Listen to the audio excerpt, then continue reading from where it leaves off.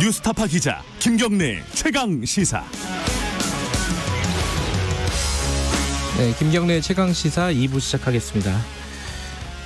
미래통합당 얘기 좀 해보겠습니다. 진보보다 더 진취적인 정당을 만들 것이다. 김종인 비대위원장의 일성이었습니다. 비대위가 출범하면서요. 뭐를 어떻게 하겠다는 게 이제 슬슬 이제 나올 겁니다. 구체적인 게 나올 거고 깜짝 놀랄 거라고 했는데 오늘 좀 놀라시지 말라고 사전에 좀 얘기 좀 먼저 들어보겠습니다. 김연아 비대위원 모셨습니다. 안녕하세요. 네, 안녕하십니까. 네. 비대위원은 또 의원하고 또 다른 거잖아요, 그죠? 많이 다르죠. 네. 네. 어떠세요? 그 의원을 하시다가 이제 비대위원을 하시는 건데 어떤 부분이 다르고 어떤 책임감들이 좀 있는지.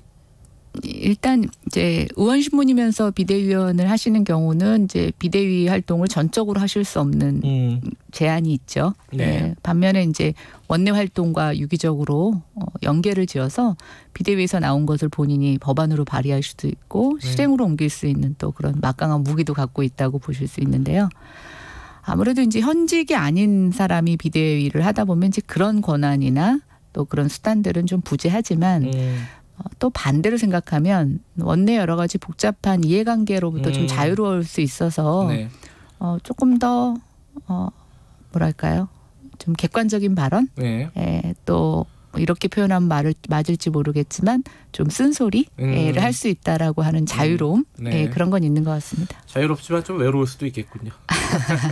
근데 네. 그 비대위원으로 김연아 전 의원을 선택을 한 이유가 뭘까요? 이게 이제 사실 주택 전문가시잖아요. 부동산 정책 전문가신데 그것 때문은 아닌 것 같고. 네, 맞습니다. 예, 어떤 이유예요? 저도 그걸 김종인 위원장님한테 여쭤봤어요. 면접 보는 과정에서. 왜 저를? 네. 왜 저를? 네. 네. 근데 뭐 여러 가지 얘기를 하셨었는데 네. 그 수도권에서 이번 21대 총선에서 수도권 민심을 가장 가까이서 또 가장 치열하게 경험했었다고 저는 생각합니다. 예. 또 위원장님도 그거를 좋게 보셨던 것 같아요. 그래서 지금 이제 우리 당의 어떤 개혁 변화에 저는 가장 큰 단초가 되는 거는 네. 우리가 그동안 외면하고 파악하지 못했던 수도권의 민심 이것을 우리가 제대로 파악하지 못하고 따라가지 못하면 우리는 수권 정당으로서의 다음 집권 가능성이 이제 점점 없어진다. 더 나아가서는 뭐 이게 존폐 위기까지도 얘기되는 게 아니냐라고 하는 그런 위기의식이 있습니다. 그래서 제가 그렇게 비대위원으로 올 수 있었던 것의 첫 번째 어떤 요인은 바로 직전에 수도권에서 치열하게 총선을 치렀던 그리고 거기에서 패배했던 이제 낙선자 신분이라는 것도 중요했던 것 같고요. 네. 또 뭐 그냥 이렇게 하시는 말씀에 제 의원 활동을 유심히 보셨다고 하시더라고요. 그래서 제가 많이 왕따였는데 그것도 아시냐고 말씀을 드렸더니 뭐 그것도 알고 계신다고 하시더라고요. 네. 당내에서 좀 여러 가지 고초를 많이 겪으셨어요. 그죠? 글쎄요. 고초라면 고초고 또 지나고 나서 보니까 저한테는 굉장히 중요한 경험이었다고 생각합니다. 네. 간단하게 이거 하나 여쭤보고 갈까요? 그 금태섭 의원 징계받았잖아요. 전 그러게요. 의원이죠. 네. 이제 당론을 어기고 투표를 했다는 건데 그 예전에 이낙연 총리 인준 때 혼자 그 되게 사진이 인상적이었어요. 혼자 앉아갖고 이제 찬성표를 던진 거 아닙니까? 네, 그렇습니다. 당시 야당이. 그때 뭐 관련해서 또 징계도 받고 하셨잖아요. 그죠? 네. 딱 그것 때문은 아니지만은 다 묶어가지고. 약간 동병상련이 있으실 것 같아요. 어떻게 보세요? 좀 화가 나더라고요. 예를 들어서 뭐 금태섭 위원님이 그 이후에 재선을 하셨다면 내부 단속 차원에서 그런 행위가 의미가 좀 있었을까라는 생각도 들어보지만 사실은 공천 과정에서도 탈락을 하셨고 낙선을 하셨는데 지금 굳이 와서 거의 부관참시에 준하는 이런 형벌을 하는 것은 일종의 다른 민주당 의원들한테 본보기식으로 절대 당론에서 벗어나지 마라라는 이런 경고성 메시지가 아닌가 싶어서 민주가 사라진 민주당의 모습에 조금 많은 씁쓸함을 느낍니다. 근데 당내 민주주의가 어려운 거는 민주당도 그렇지만은 미래통합당도 비슷하지 않아요? 요즘 저희 너무 민주적이라서 여러 얘기가 나오는 거 아닐까요? 그래요? 그러면 그 민주적인 미래통합당 얘기 잠깐 더 해보겠습니다. 진보보다 더 진취적인 정당 그러면서 진보 보수만 쓰지 말라. 이게 여러 가지 얘기를 했어요. 김종인 위원장이. 이게 본 뜻이 정확하게 좀 쉽게 말해서 어떤 뜻이에요? 뭐 여러 가지로 오해도 있으시고 한데 이 얘기의 가장 키포인트는 세상이 굉장히 많이 변했다라는 겁니다. 예. 저는 솔직히 제가 선거를 치러보니까 진보 보수라는 생각을 갖고 투표행위를 하거나 또는 일상생활을 하는 사람들은 한 40대 후반 이후부터라고 보여지고요. 40대 중반 이하로 보면은 자신들의 삶에서 그렇게 정치 이념인 진보 보수냐가 별로 중요한 것 같지는 않더라고요. 그래서 우리 스스로가 그 진보냐 보수냐라고 하는 그런 가치를 갖고 편가르기를 하는 것에 앞장선 게 아닌가 싶고요. 결국은 이제 젊은 세대들에게 물려줘야 될 우리 미래에 대해서 우리가 좀 더 진취적인 정치 활동을 하기 위해서는 이 편가름의 가치 기준을 조금 칸막이를 걷어내야 되는 게 아닌가라는 그런 큰 뜻이 있었다고 보고 있습니다. 진취적이라는 용어에 계속 수반되는 것은 시대의 흐름과 같이 가겠다라고 하는 수식어가 붙고 있거든요. 결국 미래통합당의 회의는 시대 흐름을 읽지 못했고 그 시대 흐름을 따라가지 못하는 정책을 내놨던 것이다라고 보고 있습니다. 내용적으로 보면 정책이 틀리거나 잘못된 정책이 있었다고 보지는 않아요. 그러나 그것을 설득하고 적용하는 방법에 있어서 이 시대 흐름에 맞게 했나라는 것에는 많은 반성을 하게 됩니다. 시대 흐름. 이건 좀 어려운 얘기인데 이게 구체적인 얘기 조금씩 더 풀어볼게요. 근데 당내에서 보수 진보 쓰지 말라 이러면서 또 약간 진보적인 정책을 내놓을 것 같은 분위기잖아요. 지금 비대위에서. 그러니까 뭐 보수의 가치가 흔들리는 거 아니냐. 뭐 유사 민주당, 유사 정의당 이런 얘기도 나오고 이렇게 되면은 우리 뭐 쉽게 말하면 더 망하는 거 아니냐. 보수의 가치라도 지켜야 되는 건데. 그리고 김종인 위원장이 불만스러운 일이 있어도 시비 걸지 말라는 건 불만이 많다는 얘기잖아요. 거꾸로 뒤집으면. 있을 수 있다는 걸 가정하신 거겠죠. 이 부분은 어떻게 생각하십니까? 당내 분명히 그런 분들이 많이 있을 거예요. 보수의 가치는 그래도 지켜야 되는 거 아니냐.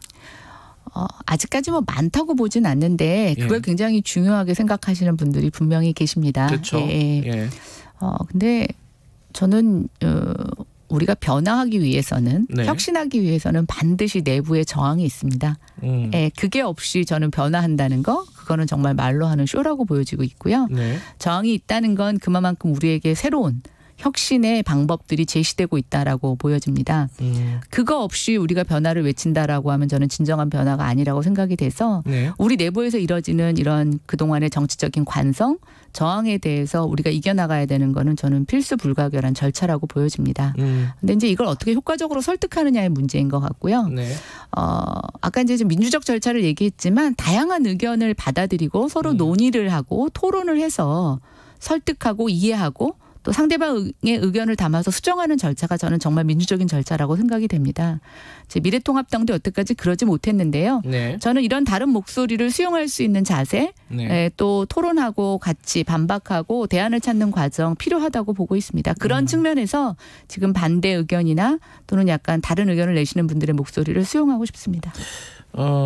그게 이제 새로운 가치 이런 것들을 보려면은 이제 컨텐츠를 봐야 되잖아요. 근데 뭐 1호 컨텐츠가 곧 나올 거라고 이제 놀라지 말라고 얘기한 게 그거잖아요.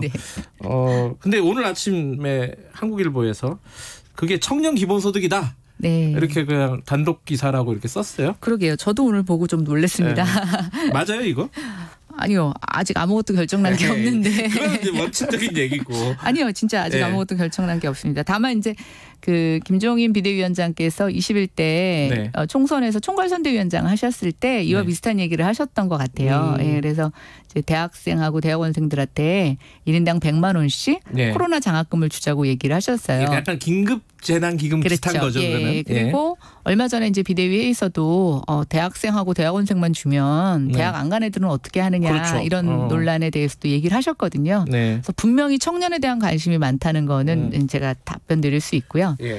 또 기본소득에 대해서도 논의를 안 하겠다 뭐 이런 입장은 전혀 아닙니다. 내부에서도 이거에 대한 논의의 필요성이 계속 제기되고 있습니다. 처음에 뭐 박원순 이재명식의 기본소득보다는 지금 급격하게 일어나고 있는 사회의 경제 환경의 변화 지금 코로나 팬데믹 현상이 사실은 뭐 한국만의 문제가 아니라 지금 전 세계적으로 일어나고 있고 네. 생각보다 길어질 것 같지 않습니까? 그리고 네. 이게 이제 우리가 비대면 산업들이 일어나면서 더 빠르게 기계화를 통해서 일자리가 사라지는 현상이 일어날 것이라고 예측들을 하고 있습니다. 네. 그러면 이제 우리가 생각했던 것보다 기본소득이라는 것에 대해서 우리가 좀 더 앞서 적극적으로 검토할 필요가 있다고는 생각이 되는데요. 그럼에도 불구하고 저희 당에서는 기본적으로 지속 가능성 또 우선순위에 대한 부여에 대한 철학은 저는 변함이 없다라고 보고 있습니다. 왜냐하면 한 번에 주고 끝날 게 아니기 때문에 네. 또 국가라는 것은 미래 세대에 대한 부채를 넘겨줘서는 안 된다고 생각이 됩니다. 그래서 우리가 감내할 수 있는 부채는 우리 스스로 감내하고 네. 미래 세대에게는 부채를 최소한 적게 물려줄 수 있는 그런 국가적인 운영 철학에 대해서는 변함이 없다고 보고 있고요. 결국 우리가 지키려고 하는 가치가 저는 어차피 모든 것들이 시대의 어떤 흐름을 받는다고 생각합니다. 네. 뭐 시장 경제의 개념이 과거 뭐 19세기, 20세기와 지금 우리가 4차 산업혁명을 앞두고 네. 있는 지금과 달라질 수 있고요. 결국 보면 우리가 수호했던 그런 가치들도 수정 보완이 필요하다라고 보여집니다. 그런 측면에서 기본소득 뭐 논의의 테이블에 올라가 있고 지금 예. 그다음에 그것들이 어떻게 발표될지는 뭐 최종 조금 지켜봐야 될 것 같습니다. 그런데 지금 이제 박원순, 이재명 말씀을 하셨어요. 그러니까 사실 이제 기본소득이 나라마다 다른데 우리나라에서는 사실은 지금 여권이 이 기본소득에 대한 아젠다를 끌고 왔던 건 사실이고요. 지금 미래통합당 야권은 거기에 대해서 상당히 반대 목소리를 많이 냈어요. 포퓰리즘이다. 퍼주기다. 근데 그렇게 생각하시는 분들이 많을 텐데 미래통합당에 이거 네. 어떻게 당내 설득이 가능할까요? 근데 제가 여태까지 쭉 지켜보면 네. 민주당은 여당이 되어서도 네. 되게 야당 같은 정책들을 많이 내놨어요. 그러니까 이미 질러보자. 뒷감당은 어떻게 하든지 상관없이 어떤 필요성이 있으면 이렇게 질러보자라는 식이었고 네. 저희는 야당이 됐음에도 불구하고 여당같이 야 이거 뭐 책임 어떻게 지냐 지속 가능성이냐 이렇게 해왔던 네. 게 사실이거든요. 네. 근데 이제 사실은 여야가 바뀌지 않았습니까? 그리고 네. 뭐 민주당이 그런 면에 있어서 이번에도 기본소득 지불할 때 뭐 소득분이 70%냐 100%냐 갖고 이제 막 논란이 있었잖아요. 네. 이제야 민주당이 좀 여당으로서의 책임감을 가져간다라고 보여지고요. 이제 저희는 야당이기 때문에 네. 물론 책임감도 저는 중요하다고 생각합니다. 우리가 지켜야 되는 가치인 건 분명하지만 여당이 못 읽고 있는 시대 흐름에 대해서 저희가 수정 보완할 수 있는 안을 내놓아야 된다고 생각합니다. 그동안 20대 국회는 서로가 서로를 경쟁자로 보지 못했습니다. 없어져야 될 적이라고 생각을 했죠. 그래서 네. 상대방이 내놓은 아이디어나 이런 것들을 무조건 무시하고 네. 공격해 왔다면 네. 저는 이제 21대에 대해서는 서로 좋은 경쟁을 갖고 그 대안을 보완하고 수정해서 네. 더 좋은 대안을 제시하는 그리고 그 대안을 만들어가는 협치가 필요하다라고 보여지면 이제 미래통합당이 야당으로서의 어떤 그런 입장의 전환 네. 그런 것들이 크게 일어나지 않을까. 또 그게 제가 바라는 협치의 기본 구조이기도 합니다. 알겠습니다. 지금 얘기를 하다 보니까 시간이 많이 지났네요. 이게 현안 얘기 좀 여쭤볼게요. 지금 상임위 구성 이게 국회를 여는 것부터 시작해가지고 네. 당장 이제 갈등이 빚어지고 있습니다. 줄다리기가 빚어지고 있는데 아까 말씀하셨잖아요. 협치도 중요하고 하는데 첫 단추도 지금 잘 못 깨고 있어요. 현실적으로는. 어떻게 해야 된다고 보세요? 지금 일단 문은 열자는 게 민주당 입장이잖아요. 원구성은 네. 그 다음에 좀 얘기 더 하고 그리고 법사위는 좀 개혁을 하자 이런 게 이제 민주당의 취지 아닙니까? 비대위에서는 어떻게 보고 계십니까? 비대위는 사실은 논의에 대해서는 뭐 구체적으로 저희가 얘기를 나누지는 않았어요. 네, 네. 그럼 김연아 전 의원이십니까? 아닙니까? 그렇죠? 근데 이제 많은 분들이 꼭 네. 개회를 해야 일을 하는 걸로 알고 계십니다. 근데 개회만 하고 일을 하는 국회의원은 정말 무능한 국회의원입니다. 개회와 관계없이 국회의원들은 임기가 시작이 되면 일을 하거든요. 네. 근데 이제 보통 본회의를 열고 그때 법사위 맞춰서 열고 네. 법안을 효율적으로 이제 많이 통과시키기 위한 일련의 과정들이 우리 관행으로 네. 이어져 왔던 거고요. 그런 측면에서 좀 어느 정도 합의가 되고 개원을 하면 훨씬 더 일 속도가 빨라지죠. 다만 합의가 안 된 상태에서 개원을 하게 되면 그냥 개점 휴업입니다. 그래서 좀 국민들이 그런 부분에 있어서는 이제 21대 첫 원내 구성이고 여야 간의 협의를 이루는 이 과정이니까 좀 이 밀당의 과정을 좀 아름답게 봐주시면 좋겠고 저는 뭐 민주당이 다 상임위원장 가져가겠다고 하시는 건 약간 협상을 위한 엄포라고 보고 있고요. 네네. 뭐 적절히 양보하실 거라고 생각합니다. 그런데 엄포도 좀 너무 오래 가면 국민들도 별로 반갑지 않으실 것 같아서 좀 빨리 이게 해결이 됐으면 좋겠습니다. 법사위는 미래통합당이 꼭 가져가야 된다고 보세요? 뭐 법사위 문구 조정에 대해서는 누구의 입장이냐는 달라질 수 있는데요. 네. 그렇다고 해서 그 문구 조정에 대한 기능 자체를 없애버리는 건 좀 반대입니다. 왜냐하면 제가 20대 경험을 했는데 워낙 법사위 문턱이 높으니까 상임위원회에서 문구 조절 같은 기능을 패스팅하고 네. 우리 그냥 법사위에다 넘기자 이렇게 남기는 법들이 굉장히 많습니다. 이제 그래서 법사위 기능을 조정하기 위해서는 각 상임위의 기능을 또 강화하는 보완이 이루어져야 되지 한쪽만 뭐라고 할 수가 없다고 보여지고 있고요. 제가 여쭤본 건 위원장. 근데 위원장은 저는 뭐 야당에게 조금 양보하시는 게 어떨까 싶어요. 왜냐하면 과거에 민주당이 한 80석 가졌을 때도 네. 결국 민주당이 가져갔었고요. 그게 뭐 위원장 하나만 갖고 네. 결론 지을 수 없습니다. 각 여야 간사 간의 합의가 굉장히 중요하기 때문에요. 알겠습니다. 네.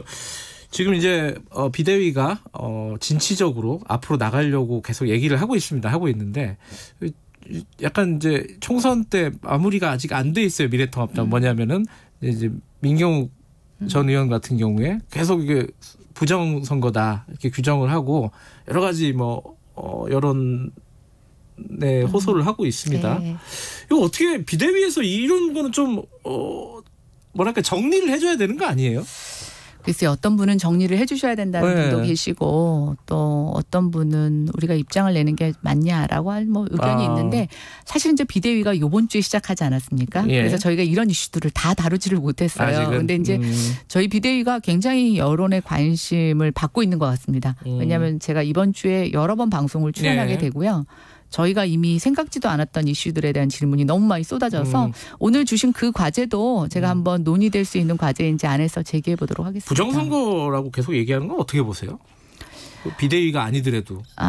근데 사전선거가 네. 저는 좀 적절하지 않은 측면은 분명히 있습니다. 사전투표? 네, 사전투표가. 그래서 저희가 이제 법정선거 운동 일수를 다 보장받지 못하는 게 있고요. 네. 그다음에 이제 뭐 본 투표 날 거의 안 하고 사전 투표 날 선거하는 것이 이제 완전히 일반화되면서 법정 사전 투표 사전 운동 기간을 보장을 받지 못하는 문제가 있고 또 이미 그런 게 많게 되면 나머지에서는 어떤 그 투표자들을 설득시키거나 네. 어떤 우리가 그 선거 운동을 통해서 자기를 피할할 수 있는 기관들을 굉장히 조금 다른 얘기죠. 민경욱 의원이 얘기하는 거랑. 네, 좀 그렇게 하죠. 근데 저는 뭐 지금 모든 투표의 문제 제기가 사실은 사전 투표함에서 문제가 제기되고 있기 때문에 네. 뭐 이런 거 저런 거 다 아우른다라고 하면 사전 투표 제도에 대해서는 한번 전반적으로 우리가 재점검을 해볼 필요가 있지 않나 생각합니다. 요거는 사람들 많이 궁금해할 것 같은데